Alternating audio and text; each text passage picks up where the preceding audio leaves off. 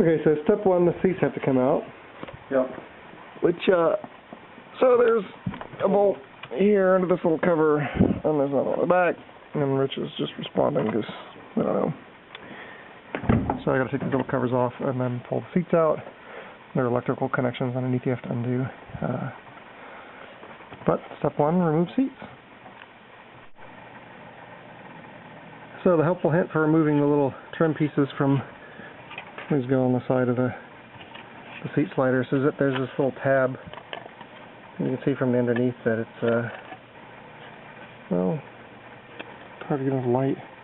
It just sticks down and locks, so you can stick. Actually, you can just stick your fingernail under there and pry it up, and then the thing slides forward. Alright, so when you go to remove the connector, the underside of the seat, hold this and do it at the same time. This is it. There's a piece that slides on the side. So what you do is look for the little slidey bit, you slide it out, and then the little wiring harness just unplugs right from here. You put it back together, you just stick the plug in, and then pinch this closed. So it's it's a really clever connector and works really well. It's just if you haven't seen one before, it's when you're standing on your head trying to disconnect this thing, it can be a little hard trying to figure out how it comes apart. So that's how you disconnect the seat connector. Okay, so seats are out. Next step is to remove the B-pillar trim. Okay, so I took most of the, it's hard to see with the backlight, but I took most of this B-pillar, well, I took the seatbelt height adjuster thing off. Turns out if you pry just near the bottom, some people recommended using a plastic spatula, but I actually stuck a screwdriver in from the side and pried between this metal piece and the assembly. It makes a horrible crunching sound, but basically there's two things that clip onto this top part, then a little locator pin and a bolt, an adjusting bolt on the bottom. So you pry that and the whole thing comes off, and then you can take the bolt out and the top of the seatbelt thing comes off. This panel here was a pain in the ass to get off. There's a little screw right here, but if you look at the other side, it's back in, if you look in that little slot at the top of the seatbelt thing, there's a Phillips head screw that comes out. Once that's out, I'm not really sure how you're supposed to do it, but there's a little clip piece, like a spring clip here. There's little cheesy locator things. Well, I'll show you on the panel, but there's like two clip-in pieces here. I think you're supposed to take the top off first. It fits onto this rubber trim molding piece here. There's a little clip in the back. And there's two little pins that go down, so I think you're supposed to take the top part off first and then lift it out. Well, I'm not sure how you're supposed to deal with this little clip thing here now. Oh, and you're going to take the speaker out first too. At least if you do, you can reach behind and pry. So here's the piece. I'm flipping it over, you can see there's a little spring here. There's one of those, clip things here. There's a post here and a post here that you really need to lift up. So there was the screw here, there's another spring clip here, and another spring clip in the back, and then there are these two little loby deals. So that was a pain in the ass to get off, but yeah. Once that side piece is off, I actually had to take out this little tray piece. The one on that side holds the the switches for the trunk and the hood release. But so I take this other piece up where you can get to the carpet. I have to take this bolt out, the bottom seat belt bolt also. But once these are out, there's a plastic piece back here that I'm trying to get to, but you have to trim. So next I take this bottom seat belt bolt out, and then I can get the carpet out, then I can get this little plastic piece out and trim it. And then I have to do the other side. So now that all the trim's out and I pulled the carpet loose, You can see there's this plastic piece here. The seatbelt mount bolt, where is it? It's right here. Is here. And the roll bar is going to come up this way. To get it into position, you need to trim this piece of plastic here. So just right along here, this part's got to come out. It's right here. So that's the next step. So I used a Dremel tool to trim this up this way and over and then down. So that makes room for the little bar. And while I'm back here doing all this crap, since this is a GT3, there were no seats in the back, so there's no seat belts, and the roll bar mounts to the seatbelt mounting point in the back, but there's little plugs in there, so I need to move this piece of carpet out of the way so I can get to this plug and take the plug out. You can wind up having to cut a hole in the carpet for the bolt to go through also. So that is next, and then I do the other side. So in the back seat, if you pull the carpet up, there's a little plug here that has to come out. Supposedly just thread it in. I think I'm going to wind up prying it out because I can't really get a hold of it with anything. But this needs to come out. That's where the roll bar mounts on the bottom. So before I can remove the side trim there, you have to take that little back shelf piece out. It's just a piece of foam rubber covered in carpet. If you grab, like in the back, from the middle, just kind of stick your fingers and pull, it kind of buckles in the middle, and then the whole little shelf piece will slide out. Okay, sorry this is a bit dark, but so what I want to do is we're going to remove this B-pillar trim. To get this off, I got to get this little coat hook thing here. I don't know if you can see it. This has got to come off anyway because the roll bar won't go past this. So this comes off, then I can take this off, and then that makes getting this off a lot easier. I did the other side. I didn't take this off, and this was a pain in the ass to get off. So take this trim off. But this, here's the one from the other side. I haven't put it back on yet. See, it goes on like that. So there's a little snappy hook part of the top, and, sorry, I'm rotating out of the way, and two little clip things at the bottom. So what I did was, I'll show you, and insert a little plastic wedge thing under here and just force these out. So I'm going to use this tool here. Actually, it's a tool for installing, well, I used to install my headlight films. But you just slide this up in here and work it to help pry up this piece. And you can feel where the little clips are. And I need two hands to do this, so I got to stop this. But trust me, just pry a little bit and it pops up. Be careful not to mar this though. You don't want to use a screwdriver. So now that that's off, yeah, I got it. Popped off. It flies across the car when it comes off. It came off all at once. To get this B-pillar trim off, there's a screw Phillips head right here that has to come out. Alright, so trim piece is removed. There's a little tab at the top, so you have to kind of pry up on the piece slightly, then pull out on the top, and then there's a hook that holds it on the bottom. So it goes up and then out. Okay, so that panel's out. Next up, you have to remove this little panel. There's two screws. You can see the covers for them. No, you can't. This is on the contrast. There's one right there, and there's one right here. Then this piece lifts out. And again, I need to get access to the plastic piece that's forming this rocker panel and trim it like I did on the other side. And then I need to remove the lower seat bolt mounting thingy there and cut a flap in the carpet so I can get the bolt in. And put this all back together except for the little coat rack thingy, coat hanger. Then the bar can go in. Okay, so getting this panel loose was a real pain in the ass. There are these two screw holes. There's little covers that you have to take off.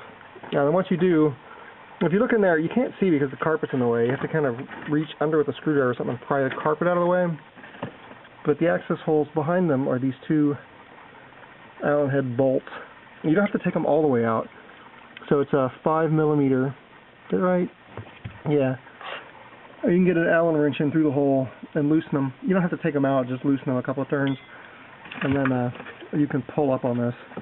And this thing also has little, it's impossible to see because there's no light, but they're little press-in tabby things that lock. So you just kind of pull up on it, you know, start at one end, and it'll come loose. And then you can take these connectors loose, get this out of the way, pull the carpet back, and then we can trim that piece of plastic. Alright, so with the carpet pulled up and the plastic exposed, we have the same situation we had on the other side. This plastic piece here needs to be trimmed from about here across this way, straight across, and you can see just straight down the channel to line up at the bottom there. So this little chunk here comes out. So get the Dremel out. Kind of starting to run out of light. I've marked this with a yellow sort of, you know, crayon, but if you look carefully at the top of the plastic piece, you can see little lines here. But if you feel underneath, there's internal sort of ribs, and there's a rib piece that runs this way underneath, and you want to cut just this side of it. So I marked a yellow line. If you look, you can just faintly see a little dimple in the top of the plastic where the rib is. So I marked on just the other side of that, and I'm going to cut that. So you want to be kind of flush with that internal bracing piece when you're cutting. That's the goal anyway. Alright, well, so everything's back together. I once again removed the little plug, you can't barely see, for the seatbelt on this part and kind of flap. So I can get the seatbelt hole, put the side trim back on, put the little back shelf piece back on, and reattach the tops of the things, left these bottoms loose. When you go to put these back on, you'll notice the thing is slightly bent. You want to, there's a twist. Make sure you put this on the right way with a twist. So you want the bent part away from the chassis, and you want the twist such that when you buckle the seat belt, the lap belt part is flat, and you got a nice little twist on the top part. So next we try and wedge the roll bar in. There, so I thought I'd film while I try and stuff the roll bar in. Now,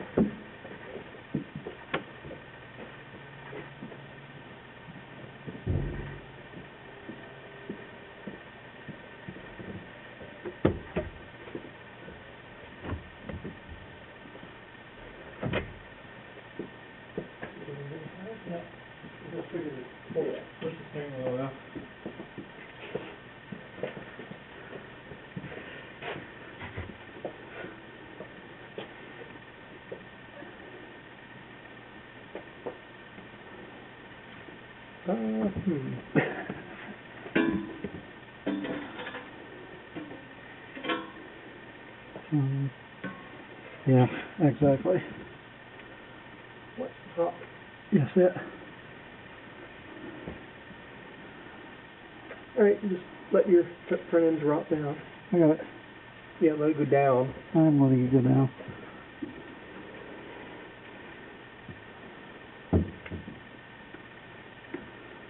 It's got to lift up. Alright. Got to come forward a bit more. Okay. Hang on. Yeah. Stop. Make the back the way we came. Okay.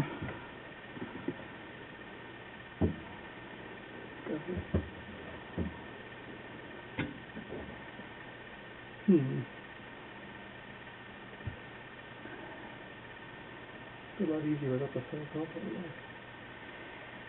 Yeah.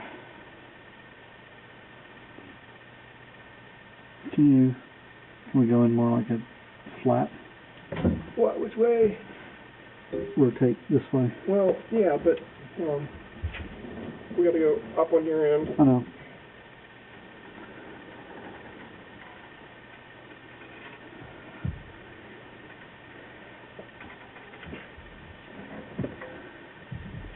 Hold on. What are you up against? Well, I gotta move backwards. I need to get my hand in a little bit more. This is where the windshield comes out.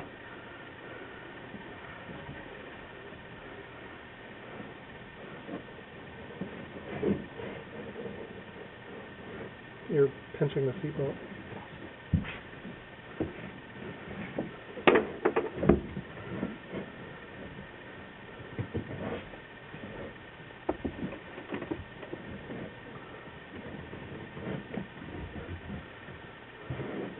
Oh, I see. Yeah, if you can. Yeah. I'm not down enough. Can you get down? The carpet should sort of. Yeah, careful because you're up against the wire. Yeah, no. I can. Hang on. Stop. I need to come back out, so you're going to go up and this way. Okay.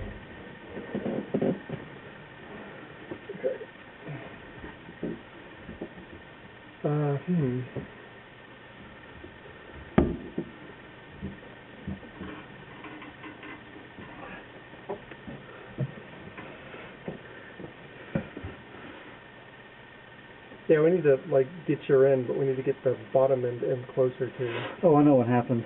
It's like it needs to go in. It needs to go in that way. Yeah, but I can't go anywhere forward because the windshield's in the way. Yeah, I know. So you're just gonna have to try and move it around slightly. And get your end in. Right. Be careful not to scratch the paint inside. All right.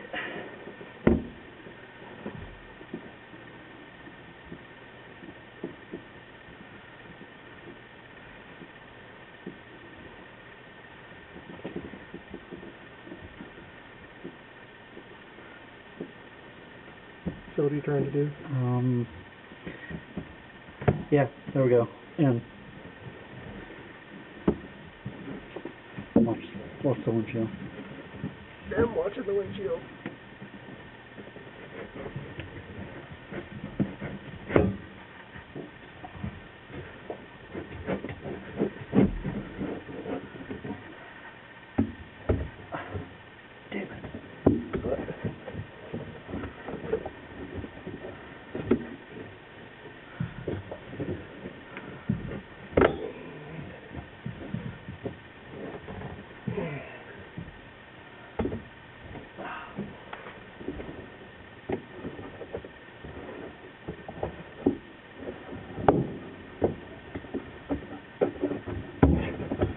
Puzzle.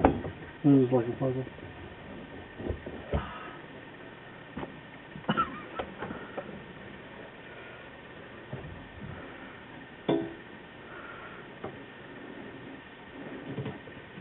Gotta get these started first. Yeah. Alright, so, oh my god, what a pain in the ass. But it is essentially in. So I'm going to put the lower, well, I'm going to grab the camera.